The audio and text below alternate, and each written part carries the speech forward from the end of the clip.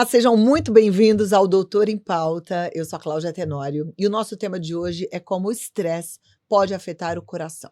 A gente vive uma rotina muito acelerada, preciso falar isso para você, você sabe. Muita pressão, muitas vezes a gente não percebe, mas a gente entra num ritmo totalmente acelerado. E, gente, o estresse de fato pode comprometer a nossa saúde cardíaca. E para falar sobre esse assunto, eu recebo o Dr. Ítalo Menezes, cardiologista do Instituto Dante Pazanese de Cardiologia, um dos centros de referência em doenças do coração aqui no Brasil. E a gente com certeza tem muito que aprender e repensar em relação às nossas condutas. Doutor Ítalo, seja muito bem-vindo, uma alegria tê-lo aqui conosco. Obrigado, Cláudia, é um prazer enorme estar com vocês aqui nesse programa e esclarecer todas as dúvidas que a população tem. Bom, a minha primeira pergunta é, o estresse, que ele é prejudicial para o coração, eu já falei, mas ele pode causar um mal para o coração ou um coração que já não está indo muito bem piora com o estresse? E esse seu comentário é muito interessante, Cláudia, porque tem esses dois comprometimentos. As pessoas que estão estressadas, que têm doença mental, elas podem e desenvolvem sim doenças no coração. Aumenta o risco de hipertensão, aumenta o risco de AVC, aumenta o risco de infarto, aumenta o risco de arritmias. E também o outro cenário, que são as pessoas que eram saudáveis e têm um infarto, têm uma insuficiência cardíaca, elas também podem desenvolver doenças mentais, desenvolver um estresse em decorrência desse agravo novo na sua saúde. Então tem os dois lados. Tem os dois lados, Mas exato. Eu perguntei assim, uma pessoa que está com o coração completamente saudável, normal, se ela entrar num ritmo de muita agitação, de muito estresse, passar por alguns momentos estressantes na vida, ela pode vir a sofrer de algum problema no coração? Pode. O estresse, ele é sim um fator determinante de doença aguda no coração. Pode acontecer um infarto, pode acontecer um AVC, uma doença cardiovascular devido ao estresse extremo de uma determinada situação. Isso sim, a gente tem relatos na literatura disso. Eu te contei que, por uma crise tireotóxica, eu tive um Takotsubo, que é conhecido como a síndrome do coração partido, que é um tipo de infarto, né? Um infarto clínico, subclínico, é isso? Não, ele não é um infarto, ele pode se manifestar semelhante a um infarto, mas ele não é categorizado como infarto na sua fisiologia, porque não tem uma obstrução de uma artéria. O infarto é quando a gente tem uma artéria do coração que é obstruída, ou por um trombo, ou por uma placa de gordura que forma um coágulo e entope. Isso é um infarto. É quando, resumindo, quando a gente tem uma obstrução de uma artéria. O Takotsubo não. É quando você tem uma descarga adrenérgica muito grande no corpo. Pode ser por uma crise tireotóxica, é uma das causas muito raras, mas pode ser pela descarga adrenérgica, mas um estresse muito grande, por exemplo, a morte de um familiar, de um ente querido, faz com que a pessoa, de uma forma aguda, tenha essa síndrome do coração partido, devido a um estresse e liberação grande de adrenalina. Quando a gente assiste a um filme, as novelas antigamente tinham muito isso, que tinha lá um senhor recebendo uma notícia muito séria e ele caía. Bota a mão no coração e de repente passava mal. Por exemplo, poderia ser um Takotsubo. O Takotsubo, ele causa morte súbita, né? O estresse agudo levando a síndrome do coração partido, o Takotsubo pode levar à morte súbita, mas também esse estresse pode fazer com que uma placa dentro da artéria do coração rompa e cause um infarto. Então é difícil, naquele momento que bota a mão no coração e cai, você dizer que é um infarto ou um Takotsubo. Mas o que aconteceu? Uma morte súbita. E a morte súbita, ela sim é em consequência de um estresse. Você já participou, já conheceu algum paciente que sofreu de algum problema cardíaco por conta do estresse? Tem algum caso que você lembre? A gente, por coincidência, está com uma paciente internada lá no Dante, uma senhora idosa com síndrome de Takotsubo. Ela internou como um infarto e quando a gente fez o cateterismo na urgência lá no Dante, viu que as artérias dela não tinham obstruções que eram de infarto. E quando você faz o próximo passo do cateterismo, que a gente chama de ventriculografia, a gente viu que tem essa característica do Takotsubo. A gente rotineiramente pega pacientes com síndrome de Takotsubo. Eu tive uma tia, inclusive, que quando a irmã dela faleceu, ela teve Takotsubo também. É uma doença mais comum do que a gente imagina. E o estresse agudo, ele pode gerar mais Takotsubo ou outras doenças e todas elas e da mesma forma? O estresse agudo, como a gente já conversou, pode levar a desencadear um infarto, pode desencadear AVC, o Takotsubo, mas também a exposição crônica do infarto, do estresse, ele vai fazendo com que as pessoas vão desenvolvendo placas de gordura, e aí chega um momento em que um estresse maior faz com que essa placa rompa e leve ao estresse. Então, tanto no momento agudo quanto um estresse contínuo, ele é deletério ao nosso organismo.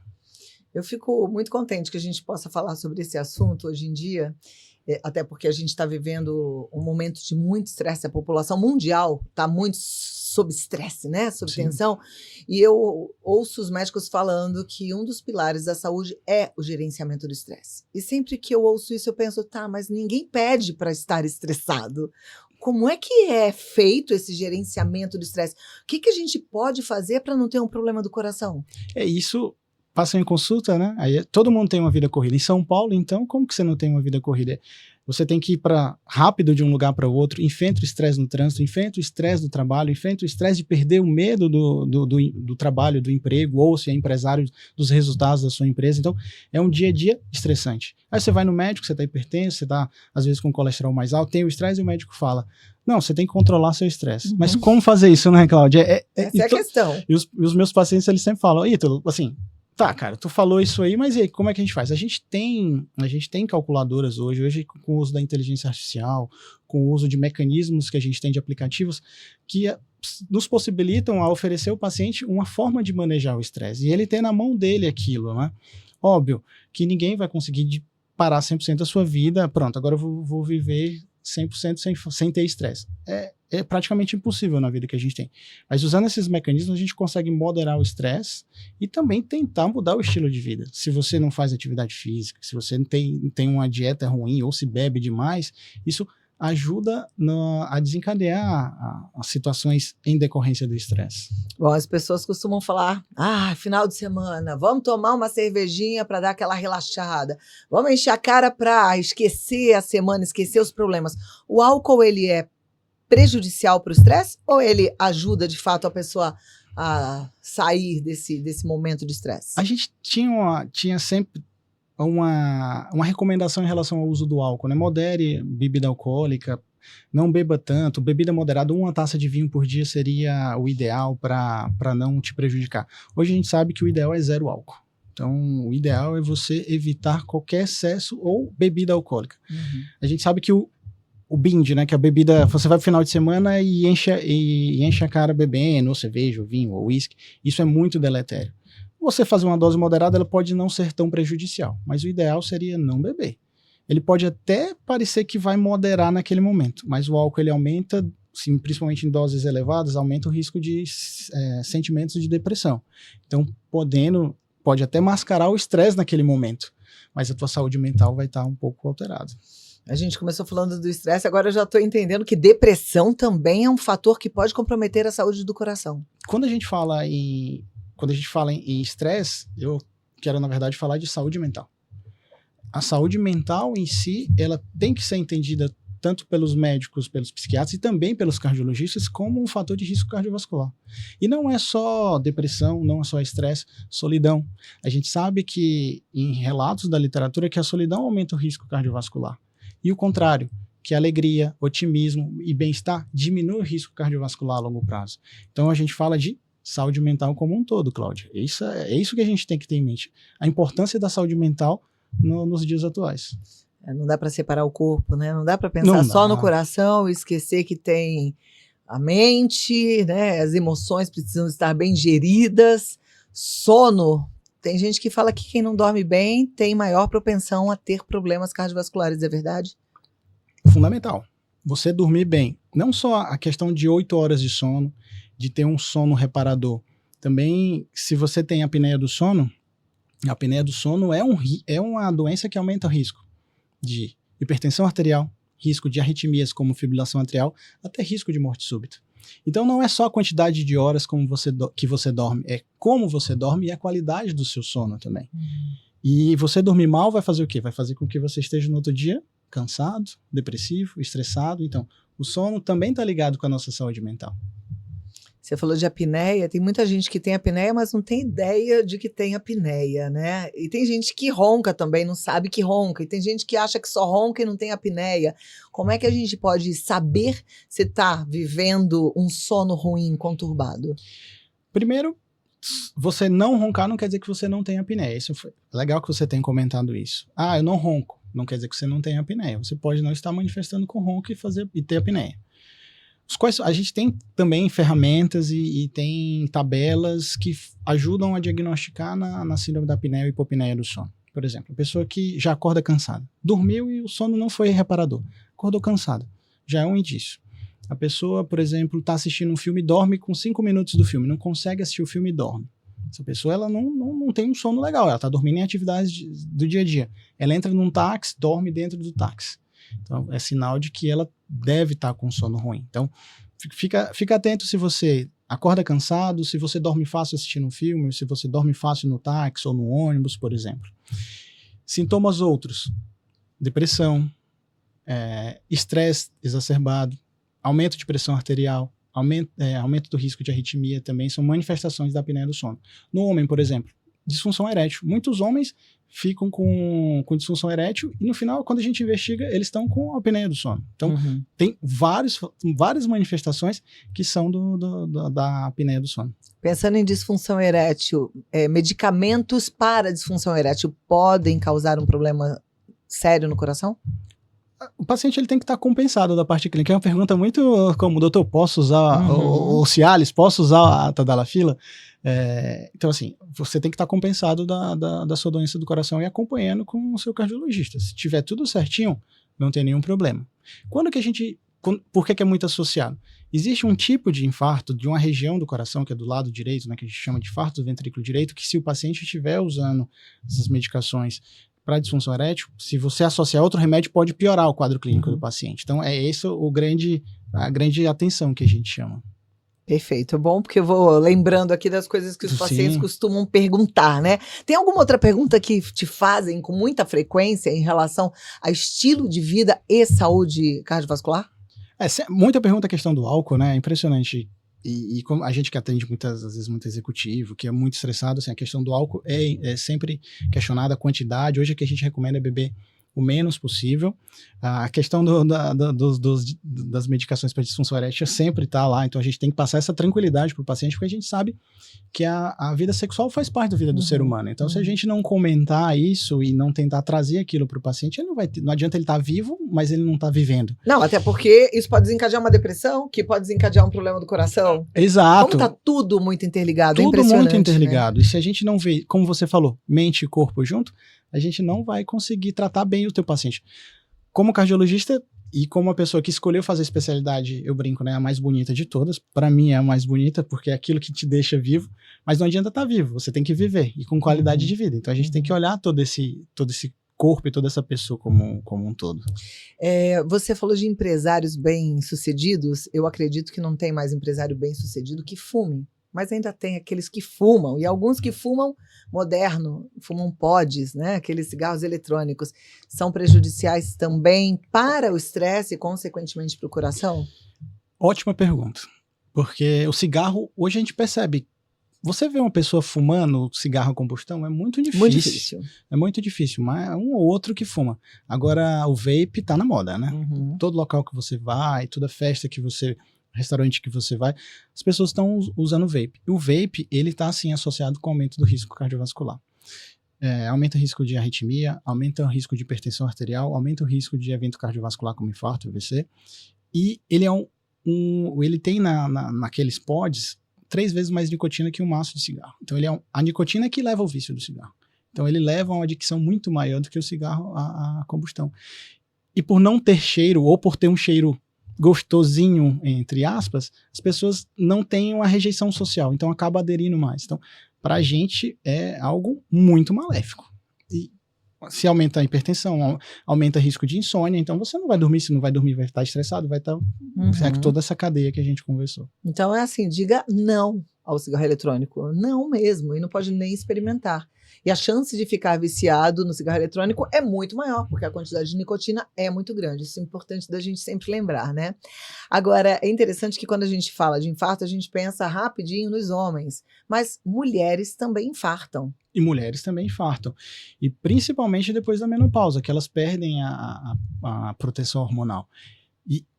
E são muito negligenciadas. É impressionante como eu digo nós porque eu tenho que me enquadrar como a sociedade médica, negligencia os sintomas das mulheres. Às vezes chega no pronto-socorro, ela só está estressada, só é um piti. E, na verdade, às vezes as manifestações das mulheres não são tão claras como são nos homens.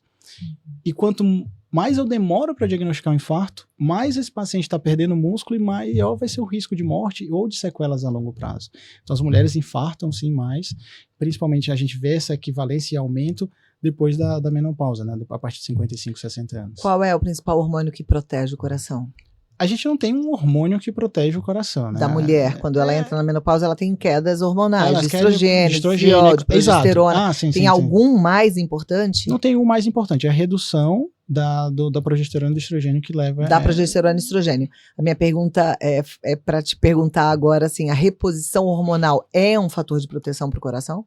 Então, aí tem que ter muito cuidado. A reposição hormonal que a gente observa numa melhora do paciente é com a reposição de progesterona e estrogênio. O que a gente, infelizmente, tem visto muito é a reposição de testosterona em mulheres. E isso é maléfico, porque a mulher não é para ter um nível elevado de testosterona. Na verdade, você não tem que dosar testosterona de mulher.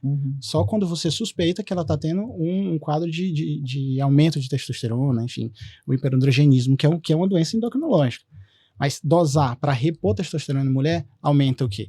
Aumenta o risco de formação de placa de gordura, que a gente chama de aterosclerose, muda o perfil lipídico, ela aumenta o LDL, que é o colesterol ruim, diminui o HDL, que é o colesterol bom, e aumenta também o risco de formações de nódulos hepáticos, e, enfim, tem toda uma mudança não só no sistema metabólico, como um cardiovascular como um todo.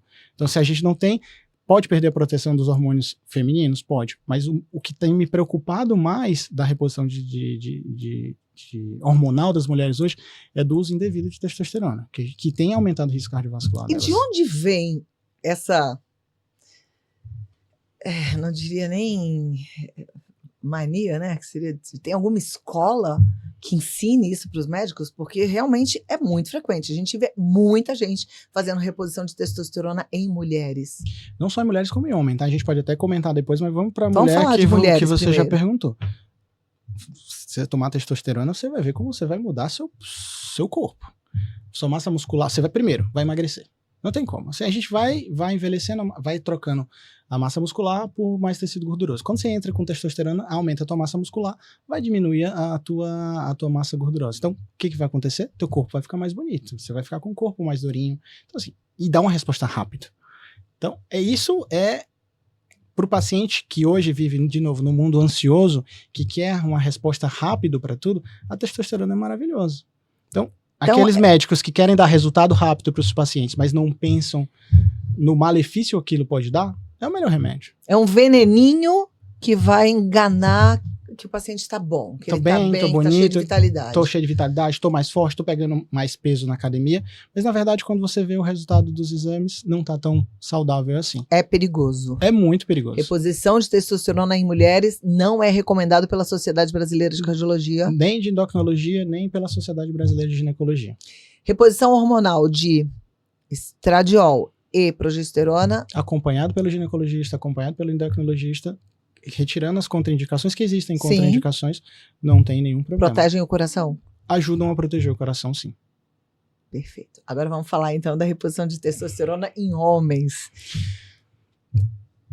Assim, o grande problema é que as pessoas medem e acham que a testosterona está baixa. A testosterona tem um nível de normalidade que vai de 200 a 800. Vamos dizer assim, eu quero minha testo acima de 1000 ou acima de 600, 800. Não existe um valor normal para o Ítalo ou para o meu pai, por exemplo.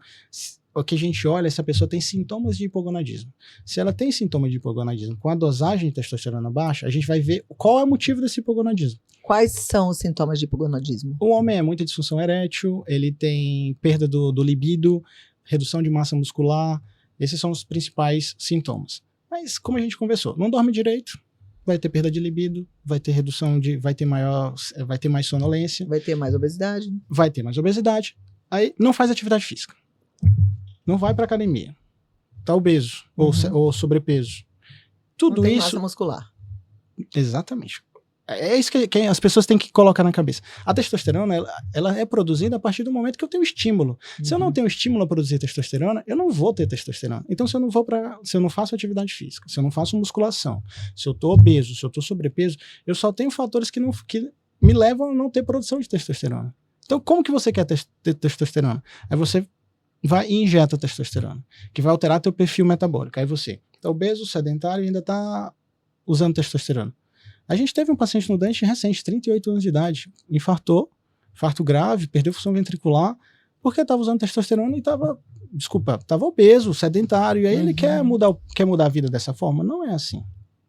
Então, de novo, como dá para a mulher, dá para o homem resposta rápida. Ou seja, também. A vida pode mudar drasticamente num paciente sedentário, obeso, com estilo de vida errado, fazendo reposição de testosterona. Ele morre. Pronto, mudou. E a gente tem saiu dessa para outra. E a gente tem diversos trabalhos mostrando que trabalhos foram feitos principalmente com fisiculturistas, mas que a associação de testosterona aumenta o risco de infarto, aumenta o risco de insuficiência cardíaca, aumenta o risco de cirurgia de revascularização miocárdica ou de necessidade de angioplastia. Ou seja, não preciso falar mais nada, né? Faz mal. Tô acompanhando com o médico. Então, se você não tem hipogonadismo e teu médico tá te repondo testosterona, pensa 2 vezes que tu tem que acompanhar com ele mesmo. É a dica que eu dou. Agora vamos trazer um pouquinho mais pro meio de case, né? De que forma que o estresse afeta o coração, pensando nos níveis hormonais, na produção de cortisol. Pode falar meio de case? Pode. Então, o estresse aumenta o nível de cortisol, aumenta o nível de hormônios adrenérgicos, fazendo com que haja um aumento da... Posso mesmo? Aumento claro da hipertensão. Pode. A gente tem médicos assistindo do planeta todo, então vamos falar para todo mundo. Ele aumenta o nível de cortisol, o nível de adrenalina, fazendo com que haja um aumento de vasoconstrição, aumento de aterosclerose acelerada e aumentando o risco de formação de doença arterial coronária e de doença cerebrovascular, que aí, por consequência, aumenta o risco de infarto e acidente vascular cerebral, que é o AVC, tanto isquêmico quanto hemorrágico. Essa é a preocupação pensando nas doenças de artérias do coração e de cérebro, né, cerebrovascular. Por aumentar cortisol, por aumentar a adrenalina, também aumenta o risco da formação de taquiarritmias, por exemplo, fibrilação atrial. Essas são as nossas grandes preocupações do estresse, né? E quando tem aquele momento agudo, o infarto, como a gente já comentou um pouquinho, ele ocorre devido a uma obstrução do fluxo sanguíneo nas coronárias. E ele se deve, além da presença de placas de gordura, também devido a um processo inflamatório que faz com que essa placa tenha um rompimento. Então, se eu estou estressado, eu estou mais inflamado. Se eu estou mais inflamado, além de estar mais inflamado, eu tenho mais carga de placas de gordura. Então, faz com que haja um risco maior, num estresse maior, de rompimento dessa placa e uma obstrução do fluxo com formação de trombo. Acho que eu falei muito. Não, tá ótimo. E eu quero saber ainda um pouco mais quais são os exames, padrão ouro, para quem vive sob pressão. O que vocês precisam pedir de exame para ter um controle dessa situação? Muito das doenças, e principalmente das doenças ateroscleróticas, porque a doença cardiovascular é a principal causa de óbito do mundo. Então, manifestada de forma aguda pelo infarto e AVC. E essa doença aterosclerótica tem vários fatores de riscos que vai hipertensão, diabetes, dislipidemia, que é o aumento do colesterol, o estresse, o tabagismo. Para fazer essa avaliação da doença cardiovascular e da doença aterosclerótica cardiovascular, eu tenho que saber se o meu paciente é diabético. Então, eu preciso glicemia e hemoglobina glicada. Eu preciso pedir a avaliação do perfil lipídico dele, um HDL, um LDL. Hoje a gente sabe que tem um novo exame para o perfil lipídico, que é a lipoproteína A, que está sendo muito falada, e a gente sabe LPA, né? É LPA, que ela é muito associada com o aumento do risco cardiovascular. Então, os cardiologistas e clínicos também, e ginecologistas, que as mulheres acompanham muito com o ginecologista, deve-se pedir a dosagem de lipoproteína A e também de apolipoproteína B e apolipoproteína A, porque aí eu consigo ver como que está o perfil metabólico do meu paciente. Se o LPA tiver aumentado, o risco de infarto é maior. Você tem uma associação com o aumento do risco cardiovascular. Mesmo que o LDL não esteja tão alto. Exatamente. E o que fazer? A gente ainda não tem medicação para lipoproteína A, mas a gente sabe muito o que fazer. Controlar todos os outros fatores de risco. E tentar deixar o LDL o mais baixo que possível no cenário do paciente. Lembrando que o LDL é o grande fator que a gente tem para fazer o tratamento. A gente tem que, para dizer qual é o teu LDL ideal, Cláudia, eu preciso estratificar teu risco cardiovascular. O meu LDL é diferente do teu. E o meu LDL, meu nível ideal é diferente do seu. Então, como que eu faço isso? Eu faço a estratificação. Aí entra nos pedidos dos exames que você me perguntou. Quais são os exames que a gente tem que fazer para estratificar o risco cardiovascular? Um Doppler de carótides vertebrais. Porque se eu já tiver placa de gordura nas minhas carótides, nas minhas vertebrais, eu já tenho doença aterosclerótica subclínica estabelecida. Então, eu já tenho um risco cardiovascular elevado. Então, meu LDL tem que ficar no mínimo abaixo de 70. E se eu tenho um LPA elevado, ficar mais de olho ainda, precisar intensificar esse tratamento medicamentoso. Mas também dieta, atividade física, tudo aquilo de mudança de estilo de vida que a gente já conversou.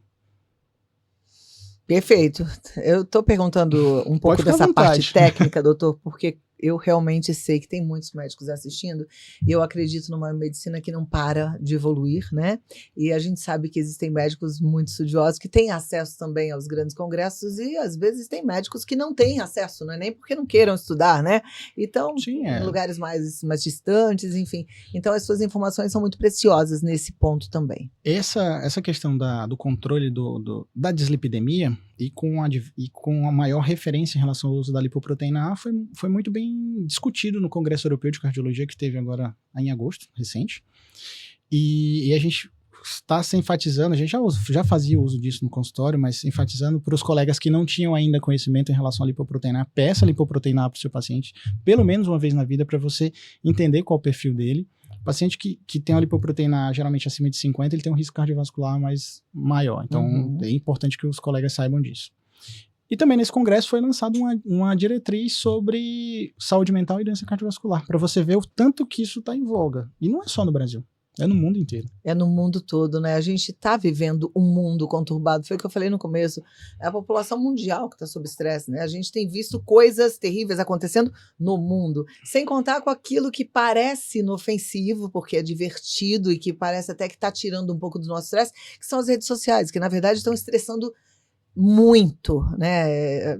Tanto os pequenininhos quanto os mais velhos, porque é o tempo inteiro comparação, agitação, velocidade, e a gente muitas vezes perde o controle de tudo isso, né? Isso, e sabe, eu tenho uma filha de 1 ano e 4 meses, então a gente se preocupa com isso, o quanto a gente sofre com rede social hoje, com essa questão de comparação, de ver a vida, que é maravilhosa, né? Na rede social, ninguém tem problema e todo mundo é lindo e maravilhoso. E como vai ser a vida da minha filha no futuro? Como que vai ser a inteligência artificial chegando? Então, saber dosar isso. Você falou muito de criança, a gente está vendo muitas crianças com 8 anos, 10 anos, já sofrendo de ansiedade, iniciando tratamentos para ansiedade e depressão, coisas que não existiam. É terrível, e a gente sabe que a rede social está envolvida nisso tudo. Eu acho extremamente preocupante. Eu acho que a gente está indo por um caminho muito perigoso, né? Muito perigoso. E eu falo, as pessoas falam muito assim, as crianças e os adolescentes são sem limites em relação às telas.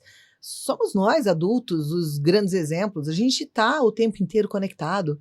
A gente já não vive mais sem o Waze, por exemplo, para ir de um lugar para o outro, né? Exato. A gente vai, de certa forma, limitando até as nossas capacidades, né? Porque a gente vai pegando aquilo que é mais fácil. Tem muita gente que não sabe mais escrever um texto, que coloca lá tudo no ChatGPT e faz carta de amor através do ChatGPT e por aí vai.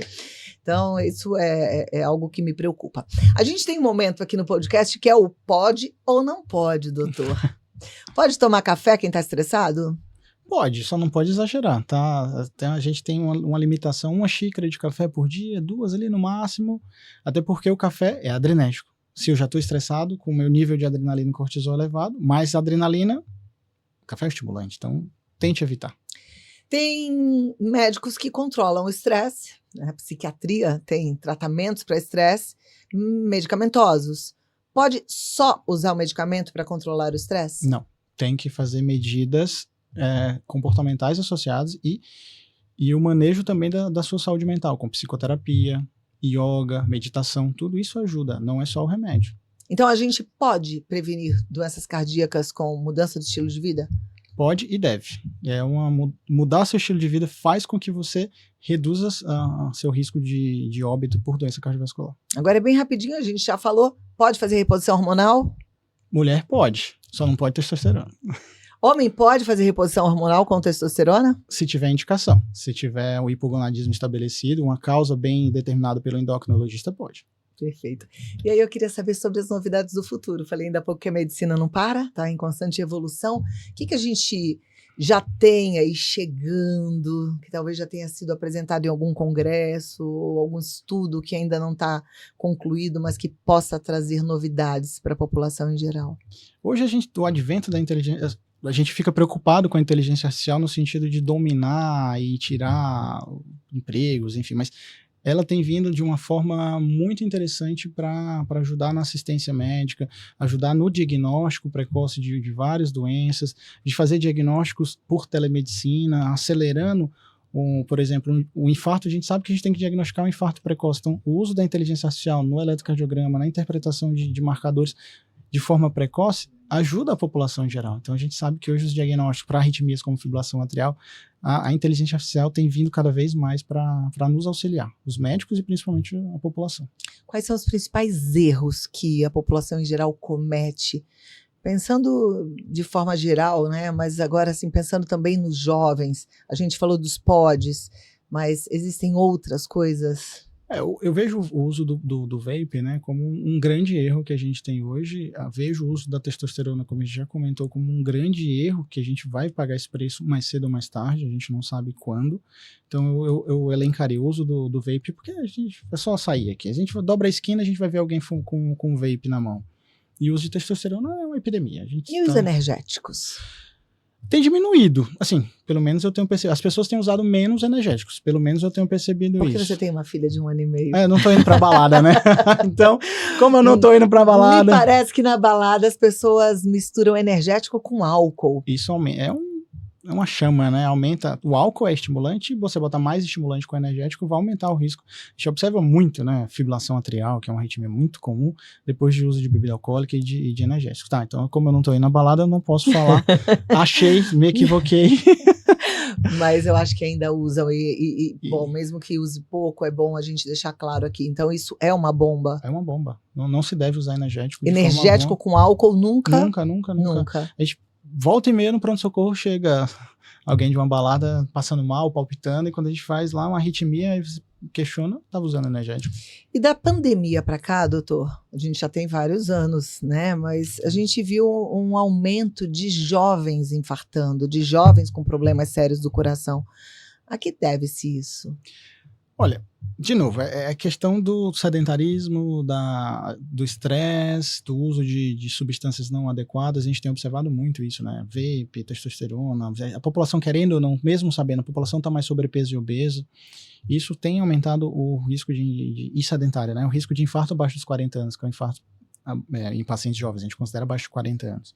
Então eu atribuiria ao sedentarismo, que leva o sedentarismo e a obesidade, que vão levar à descompensação, principalmente de diabetes. Vão pessoas que vão ter aumento de resistência à insulina, então ter diabetes. Então a gente observa muitos jovens abaixo de 40 anos, diabéticos, dislipidêmicos, né, colesterol alto, devido ao sobrepeso e obesidade, com estresse que vai desencadear nesse tipo de eventos. Em relação em si a qualquer coisa que tinham comentado durante vacina... as pessoas falaram muito de vacina, né? Que as vacinas estavam causando... A gente não tem evidência miocardite. A gente não tem evidência nenhuma que a vacina levasse a eventos como infarto, tudo isso. Então era muita falácia que se tinha em relação a isso, né? Não tem evidência clínica sobre isso. Então não dá para afirmar que é isso a causa. A causa é home office, você não... Quando eu falei home office, a pessoa fica o dia inteiro sentada. O sedentarismo não é ir 1 hora por dia para academia, você tem que se movimentar. Então, você vai para academia, ótimo, mas o ser humano nasceu para ele passa o dia todo sentado. Então, é isso que a gente observou de mudança, né? Eu conversei tem um grande amigo meu, sou piauiense, né, como a gente comentou antes, e durante ali da pandemia, eu converso com um grande amigo meu lá do Piauí, ele falava, Ítalo, o que vai mudar depois da pandemia, né? Eu falei, poxa, Daniel, o que vai ser? Ele falou, olha, ele é muito estudioso, ele falou, a calça jeans veio depois da Segunda Guerra Mundial. O que será que veio? E a gente vê, né? O advento de inteligência artificial, de home office, então tudo isso prejudicou a saúde do ser humano no sentido de se mexer. A calça jeans foi bom, foi um bom advento. Foi ótimo. Foi ótimo, mas a gente está vendo aí umas consequências ruins nessas novidades que vieram pós-pandemia. Aí eu falei, o que vai mudar, né? Mudou muito essa questão de trabalho, teletrabalho, que faz com que as pessoas fiquem um pouco mais sedentárias e acabam... Mais isoladas, você falou que solidão também é um fator... mais isoladas, né? Que coloca o coração em risco. Aí vem ansiedade, aí vem depressão. Aí é todo um conjunto. Bom, aprendemos bastante, né? Aprendemos que o estresse não é apenas um problema emocional, ele pode sim afetar diretamente a saúde do coração. E a gente precisa prestar atenção. Tem que fazer a prevenção, tem que fazer acompanhamento médico, os exames que eu perguntei para o doutor Ítalo, como é que a gente pode, de certa forma, mapear, né, para evitar esses problemas. Eles são necessários. Um check-up no cardiologista deve ser feito de quanto em quanto tempo? Pelo menos anualmente. Se você tem doença cardiovascular, aí a gente fez em 6 meses, dependendo até de 3 em 3 meses. Se não tem nada, uma vez por ano. Tá bom? Que é uma forma da gente cuidar, ficar de olho ali na saúde, para reduzir riscos e viver com mais qualidade e mais tranquilidade. Eu sou a Cláudia Tenório, você pode me seguir nas redes sociais pelo Cláudia Tenório Oficial. Dr. Ítalo Menezes está à sua disposição para consultas. Você também pode acompanhá-lo através do Instagram, Ensino Dante Pazanese. Quer deixar algum outro contato? Tem o @Dr. Ítalo Menezes, que é o meu pessoal, e o @Ensino Dante Pazanese tem várias informações do Instituto, das pesquisas que a gente faz lá, das publicações. Também é um Instagram muito legal para se acompanhar sobre saúde cardiovascular. Que bom. Então, Ensino Dante Pazanese ou @Dr. Ítalo Menezes. Agradeço também a Clínica Dr. Brothers pelo apoio, cuidado de sempre, esse espaço gostoso, caneca nova. Ai, que beleza. Obrigada, doutor Ítalo. Foi uma alegria te receber. Obrigada por tanto conhecimento e por você trazer tantos alertas importantes pra gente. Eu que agradeço. Tudo de bom pra você e pra sua família e pra sua filhotinha. Obrigado. Até a próxima. Obrigada pela audiência.